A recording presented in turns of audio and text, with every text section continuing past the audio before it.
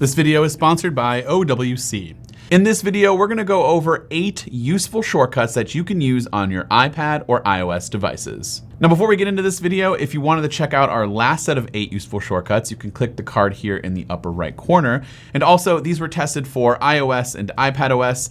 They may or may not work on macOS, so just something to keep in mind. Now, the first shortcut we have is called Search On. And so all you do is tap on the shortcut here, and you'll get a dialog box that asks you what you want to search. So I'm gonna search for Mac rumors. And what's cool about this, rather than just going to Google and searching Mac rumors, is that once you hit done, you'll get another box that gives you a bunch of different locations for you to search for whatever you want. So you can search for Mac rumors on Google, Twitter, YouTube, Reddit, an Instagram hashtag, on Amazon, Bing, DuckDuckGo, eBay, and Yahoo. And the best thing is, if you have those apps installed, once you hit that selection there, it'll actually open up the app. And as you can see here, it is searching for Mac rumors videos. And so that is pretty cool. Next, we have Shazam++, and I can only imagine the plus stands for a Shazam shortcut on steroids, because there's a lot you can do with this. Well, really, there's a lot of different options that you have, and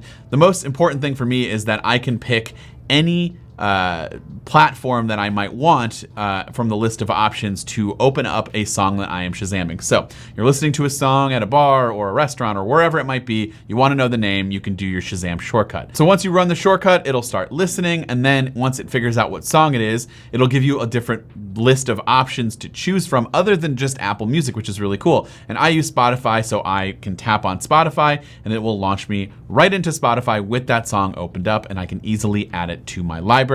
But again, there are a bunch of other third-party applications for music that are supported here, and so you're not just relegated to the 2 most popular ones. You can open it up in other options, which is really cool. These next 2 shortcuts are specific to Apple Music users, and so the first one is called iPod Shuffle, and what it does is when you run the shortcut, it'll bring down a dialog box asking how recently added would you like to create a list of basically 100 songs that it shuffles through, I believe, of your music. And so when you recently added your songs over the last year, 2 years, 3 years, or you can do your most recently added, which I believe is whatever you just added maybe within the last day or so. It doesn't really tell me a time frame.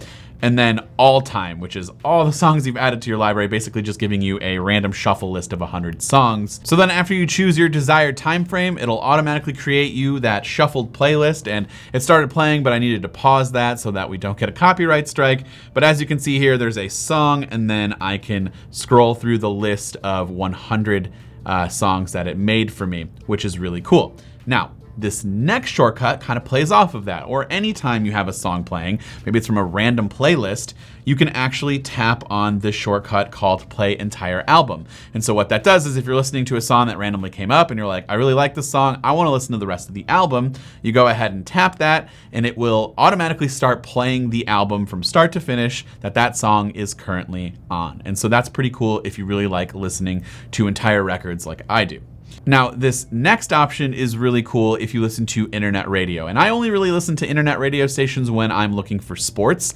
And so there are 2 in Cleveland here that I listen to quite a bit, but they're on different applications. And so maybe you just don't want those apps installed, or maybe you don't want to go through the apps and try to find them and then find the radio station. There's an easier way with the shortcuts. So what you can do is you can tap on internet radio search shortcut, and it'll bring down a little box here. And it looks a little confusing, but all you really need to know, or at least what I use, is I just tap on the text part here in the search field, and I type in. What's really helpful is if you know the 4 letters that the radio station is named off of. So our ESPN 850 Cleveland here is WKNR. So if I type that in, I'm going to get a option or a dialog box here that's going to say WKNR 850 Cleveland, which means it found that station. I can tap on it, and it's going to immediately open up another option here that asks you if you want to view the details or play it. I just want to play it, and it'll open up Safari, and I can hit play here, and it'll start playing that station, which is really cool. You can immediately jump into whatever internet radio station you want, and you don't have to download an app or go through the apps.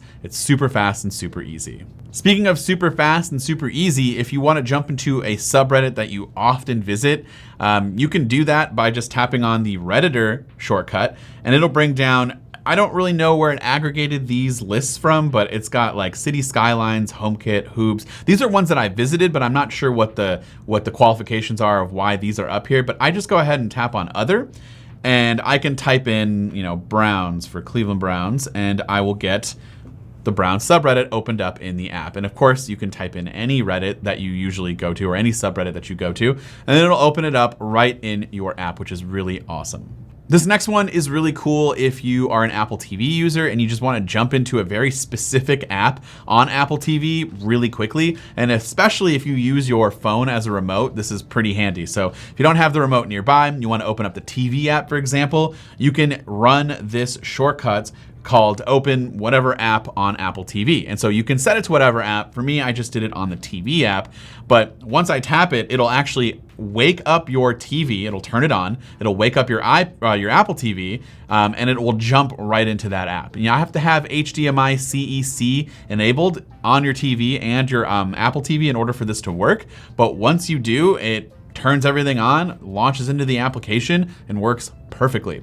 And then you can set up a whole other set of apps that you want to jump into. And you can jump into those apps while the Apple TV is already on. And it's just an easier way to migrate between different apps, which is pretty cool. If you like using background sounds, which is the accessibility setting here in iOS 15, where you can turn on just random white noise sounds for listening, maybe you needed help with falling asleep, you can turn on background sounds, but it's kind of hard to get to. So what you do is you run built-in sounds here. It'll bring down a list of options. So you got ocean, stream, rain, dark noise, or turn off. So if I choose ocean, it'll give me another quick dialog box here that'll say 15 minutes, 1 hour, 2 hours, or no timer. Now, obviously, if you select any of the times, it'll turn off after that time is up.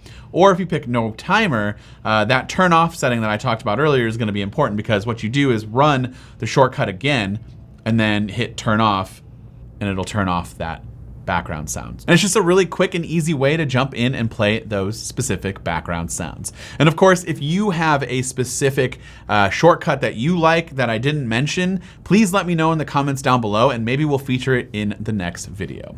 Now, before we end today's video, I do want to give you more information about today's sponsor, OWC. OWC has come up with a solution for those who want to have more than one external display with your M1 Mac. This is the OWC USB-C dual HDMI 4K display adapter with DisplayLink, and it solves that problem and allows users to connect two HDMI 4K displays via a single Thunderbolt port for M1 Macs, but also really just any Mac or PC that users might want to do the same thing with. It is bus powered and features an integrated USB-C cable for easy use on the go. It's very portable yet very durable, and allows HDMI pass-through support for audio signals to pass through the adapter and onto the connected displays. If this is an issue that you've had recently, I highly recommend picking up this product, as it should solve all of your issues. And of course, if you want to check out this product or any other product that OWC has to offer, click the link in the description down below. This has been Dan with Mac Rumors. Thanks so much for watching, and I hope to see you around in the next video.